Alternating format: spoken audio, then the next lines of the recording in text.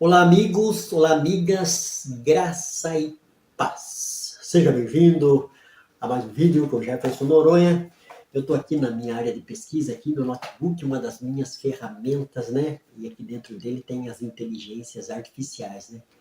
O Gemini, o ChatGPT, o Perplexity AI, o Copilot, o CapCut, que mais? Tem se transformado no dia a dia, tem sido meu aliado, meu amigo, tem me ajudado nas pesquisas, nos estudos, na preparação de vídeo. Então, para mim, eu não estou fazendo propaganda e nem ganho para falar isso, mas a inteligência artificial tem sido uma benção. A inteligência artificial ela é amoral, assim como a internet. Ela pode ser usada para muitas coisas boas e tem usado, eu tenho usufruído disso, como ela pode ser usada para o mal também, né? A internet também. Ou é bênção ou é maldição. Então é o ser humano, né? Até a política. As pessoas criticam montes religiosos fanáticos sem conhecimento de causa. A política não presta, a política é isso, a pessoa entra na política. Negativo. A política é uma disciplina acadêmica e faz parte de toda a nossa vida, minha, sua, em qualquer lugar, Brasil, Votorantim, Sorocaba, Estado de São Paulo, Rio de Janeiro, em qualquer lugar. Então, é o coração humano, a maldade humana. Então, é a pessoa e o seu conteúdo que tem dentro dela, a sua visão de mundo. Por que eu bato nessa tecla de visão? É a maneira que a pessoa enxerga o mundo. Enxerga o mundo pela maneira, pela vida religiosa, pelas suas crenças, enxerga o mundo pelo mundo psicológico, como que vê as pessoas, vê na sociedade, enxerga pelo mundo político que está aí, que traz leis que regem a nossa vida. Então a gente precisa conhecer de tudo um pouco, né? Não, eu sou nexialista e autodidata também. Que bom que todos que entrassem nesse caminho, você tem um pouco mais de discernimento, né? Não estou falando que eu sou melhor que ninguém, mas nos ajuda em tudo, em toda a área, da área cognitiva, de conhecimento de estudo, área científica, área filosófica, área teológica. Então a gente precisa entender, né? E como eu citei, a política não é mal, é o homem, a mulher que está na política, que faz as leis, que dirige a política, que exerce o cargo público, que está lá dirigindo a política. Então, antes de você criticar a política, aprenda primeiro, né? Então mas eu quero falar de política, nem de cosmovisão, quero falar do Adalto Lourenço, né? Do nosso professor, mestre Adalto Lourenço, criacionista nato, professor nosso que trazia o conhecimento a respeito do criacionismo, enfatizava, né, nos ajudava nesta área. E nesse ano de 2024 ele partiu para o Senhor em abril. Eu lembro bem, foi pouco antes do congresso nosso lá no Mackenzie, em São Paulo. Então a gente ficou muito triste, chateado lá. A gente aguardava, né? Teve uma palestra que ele gravou, a família dele toda foi lá homenageada. E eu jamais vou esquecer, marcou a minha vida, o Adalto Lourenço, bem no final ali da década de 2008, 2009, que me apresentaram o DVD dele, né? Ministrando palestra lá na chamada da meia-noite. De lá para cá eu comecei a acompanhar os trabalhos do Adalto na internet, no YouTube, né? Eu não tive a oportunidade de conhecer pessoalmente o Adalto Lourenço, né? Ano passado a AirPlay não teve, lá no Mackenzie, este ano também. Então, mas eu, né, tenho os livros dele, né? Tenho esse que eu recomendo, já recomendei, fiz um vídeo específico sobre ele, como tudo começou. E eu queria discorrer aqui na página 38, né? A relevância na consideração de Deus. Eu queria ler alguns argumentos, né, listados nesse livro maravilhoso, eu recomendo para você. Eu tenho ele físico e tenho ele em PDF. Se você não tiver a condição de comprar ele físico, entre em contato comigo que eu mando ele em PDF para você que estuda as teorias de origem para um cristão, para um líder cristão. É um livro fundamental e a gente tem que falar nos dias de hoje. A gente está vendo gente que está a sociedade, as universidades, as faculdades, né, o ceticismo, o ateísmo tem dominado, o niilismo e tanto ismo tem dominado a sociedade. É claro que dentro de um pensamento laico, né, eu não gosto de impor, eu gosto de ensinar e acho que o ser humano é livre, pensador. Mas eu sou um teísta cristão, professo isso, tanto é que eu sou pregador do evangelho também. Mas o ser humano é livre, pensador. Agora a gente tem que expor as nossas ideias, os nossos pensamentos, né, de maneira coerente e consistente, mas a gente sempre tem que estar, onde tem uma oportunidade, estar falando, né, dessa visão de mundo que a gente acredita, que é o teísmo cristão. Eu queria ler aqui sobre a relevância na consideração de Deus. 5 colocação sobre argumento, né? E é o comentário do teólogo e pastor também, MacArthur, John MacArthur. Tem a Bíblia, MacArthur, né? Eu vou ler aqui. A consideração sobre a existência de um ser superior é uma questão não somente religiosa, mas também filosófica e relevante para a ciência, dentro de suas limitações, né? A afirmação categórica da existência de Deus na teologia pode ser também concluída através da filosofia, com 5 argumentos lógicos apresentados pelo Dr. John MacArthur sobre a relevância da existência de Deus. O primeiro argumento é o teleológico. Qualquer coisa completa e perfeita em si mesma é evidência de um Criador. O universo, portanto, é uma evidência de que existe uma inteligência suprema e que tenha criado. Então, eu sempre estou conversando com ateus, eu falo que o ateu ele vê arranjo e propósito do trabalho dele e dentro da casa dele, mas no universo ele não consegue enxergar. Será que não consegue mesmo? Claro que consegue, a natureza está aí, o universo está aí, o cosmos está aí, o Sol está aí, os planetas, né? As estrelas, as galáxias, o planeta Terra, com toda essa precisão aí de vida que tem. Então, nós enxergamos, sim. Tem que ver o que eu falei, a pessoa como livre pensador, naquilo que ela quer acreditar, naquilo que convém para ela acreditar, mas que a existência de uma mente superior, de um desenhista, de um projetista, né, de um planejador do cosmos, é um fato. E um dos argumentos é o argumento teleológico. Qualquer coisa completa e perfeita em si mesma é evidência de um Criador. O universo, portanto, é uma evidência de que existe uma inteligência suprema que o tenha criado. Então, aí compete as inferências e implicações. Então, pela TDI, a TDI ela aponta, ela detecta informações, né, na natureza, na vida, mas ela não fala, né, quem é essa mente, né, essa racionalidade por trás de tudo que está criado. Aí a implicação filosófica, a dedução teológica do pesquisador, né, do cientista, do teólogo, seja lá de quem for. Para mim, soteísta cristão é o Deus bíblico, né? O Deus de Abraão, de Isaac e de Jacó, lá que a Bíblia relata. E ensina, né? Um Deus onisciente, onipresente, onipotente, né? Um Deus que ele é um espírito superior, então nós acreditamos nele. Deus é espírito, está escrito em João capítulo 4, versículo 24. Daí é um teste de laboratório, a ciência, como ela tem as suas limitações, ela não vai conseguir detectar espírito, porque é transcendente, não é mundo físico, não está no mundo natural. Então Deus é um ser transcendental, tá além, né? Eu costumo colocar uma frase assim para os ateus que vivem pedindo evidência de Deus. Então, se você falar que o criador do celular está dentro dele, então você me convenceu. Do contrário, Deus não precisa estar dentro da criação para me provar, para me pegar, palpar, tatear ele.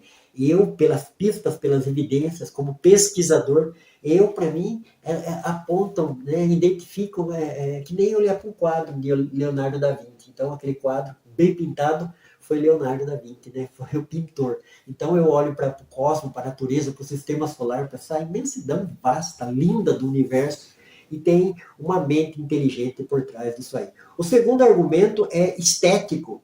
Por existir beleza e verdade, deve haver em algum lugar, um padrão do qual beleza e verdade estão baseadas, né? A beleza, né? A estética que a gente vê, né, na sociedade, alguns religiosos batem, né, até contra, mas tudo que é belo nos atrai, né? Que tem a boa aparência, o bom aspecto. Como acabei de falar aqui da pintura do Leonardo da Vinci, quem que não acha bonitas as pinturas, né? A Mona Lisa e tantas outras pinturas que Leonardo da Vinci fez.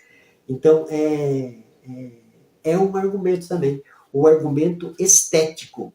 Por existir beleza e verdade, deve haver em algum lugar um padrão no qual beleza e verdade estão baseados. Né? A mulherada gosta de se pintar, de maquiar. A Simone vai passar hoje no cabeleireiro, ela sempre faz as luzes, né? Ela corta e faz luzes, né? E eu gosto, né? Ela me chama a atenção, me atraiu como mulher, né? Na beleza física, né? No espectro que ela tem um rosto bonito, uma mulher bonita, né? Várias outras coisas me atraíram nela.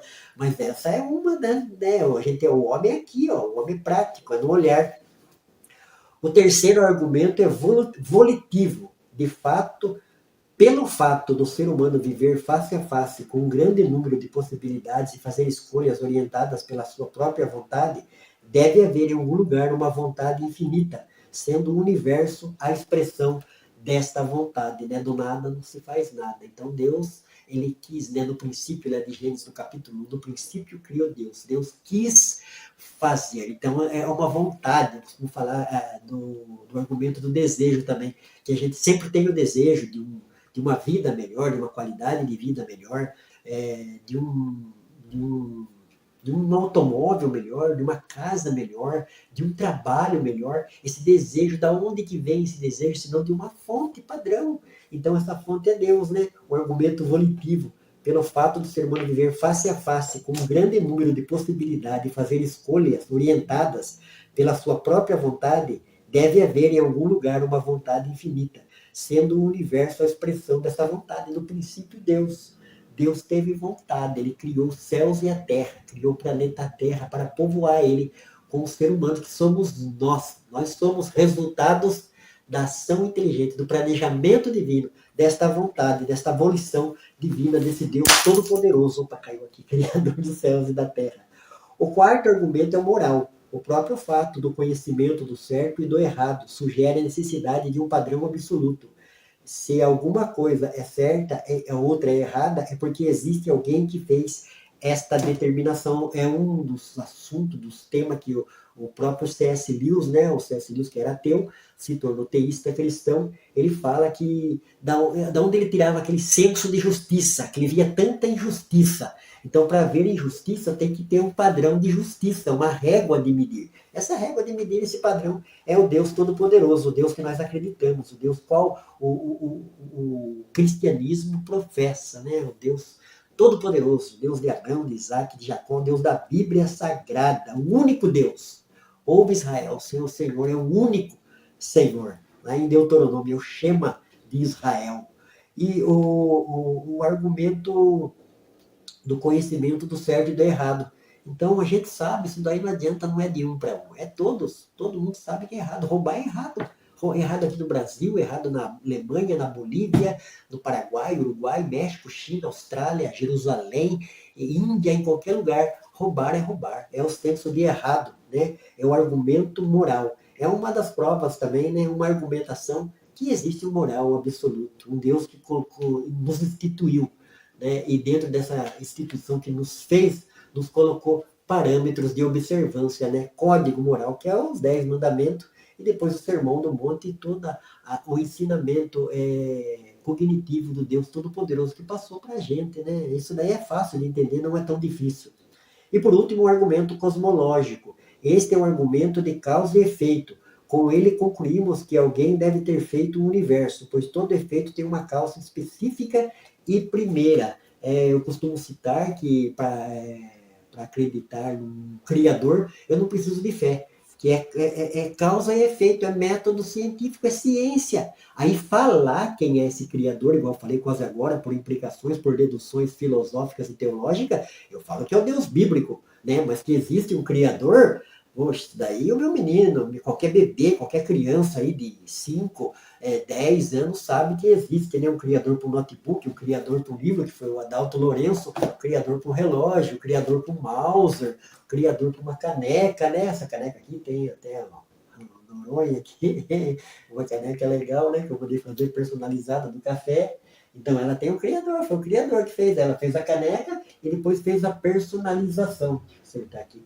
Então, esse livro aqui que eu estou lendo, eu estou fazendo assim uma resenha aqui, né, de ciências, de criacionismo, de ciências de origem. Esse livro, como eu falei, é muito bom, ótimo, recomendo ele. Né? Olha aqui, eu vou fazer um comentário a respeito dessas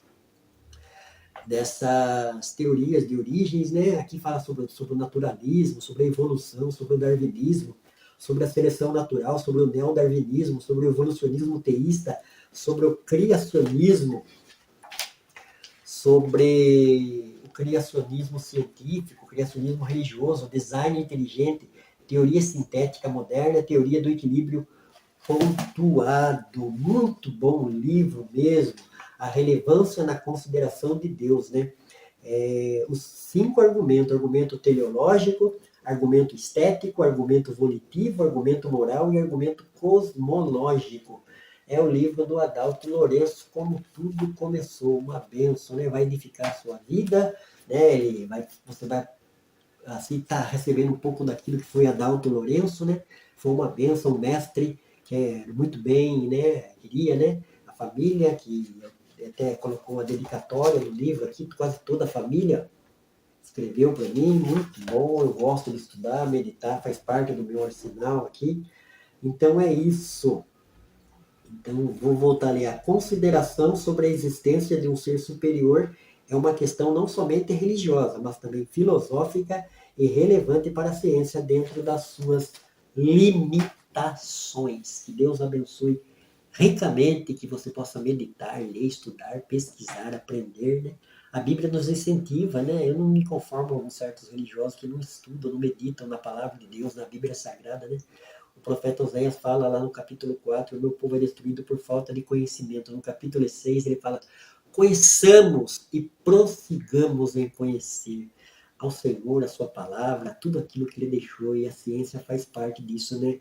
Outra coisa é os cristãos não gostar de ciência, né? Lá em Colossenses, no capítulo 2 ou no capítulo 3, se não me falha a memória, não estou lembrado aqui, o apóstolo Paulo fala que em Cristo estão escondidos todos os tesouros da sabedoria e da ciência. Eu sou cristão, eu amo a ciência, eu amo a filosofia, eu amo a teologia. Eu sou cristão, Deus está em primeiro lugar na minha vida, mas adquirir conhecimento, quão bom é. A Bíblia fala assim que o conhecimento liberta. O conhecimento da verdade, o conhecimento da palavra de Deus, o conhecimento da ciência verdadeira, da filosofia boa e da teologia que nos abençoa. Que Deus abençoe. Fique com Deus. Um beijo no coração do Jefferson Noronha para você, meu amigo e minha amiga.